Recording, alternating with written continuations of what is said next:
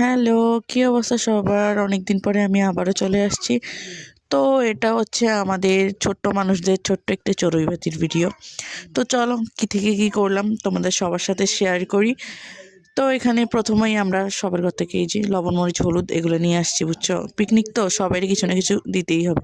এরপরে যেগুলো বাজার করে আনছে ওইগুলো কুটাকাটি চলতেছে। এই যে একজন স্বনামধন্য পাবলিক কাটতেছে পেঁয়াজ।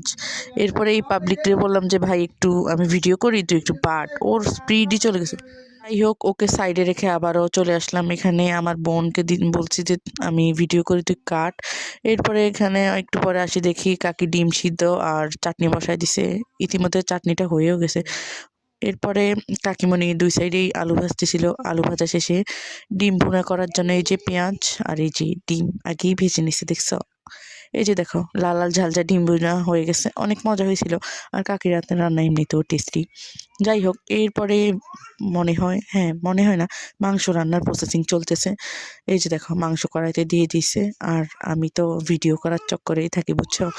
যাই হোক, বাদ দাও। এরপরে বেগুনি করতেছিল, পোলাও করেছিল, বুঝছো? পোলাওটার আমার ভিডিও নেওয়া হয়নি, ব্যস্ত মানুষ তো, কাজ করেছিলাম।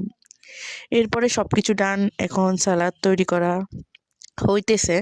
এই যে কেউ আর ব্যাড কমেন্ট করো না, এখানে সবাই বসে পড়ছে খেতে, আমরা একটু পরে বসবো। তো আমি দিদি আর কাকিমণি দুইটা আমরা একসাথে খেয়েছিলাম। তো আজকের ভিডিও এই পর্যন্তই। কার কেমন লাগলো জানিও। টাটা।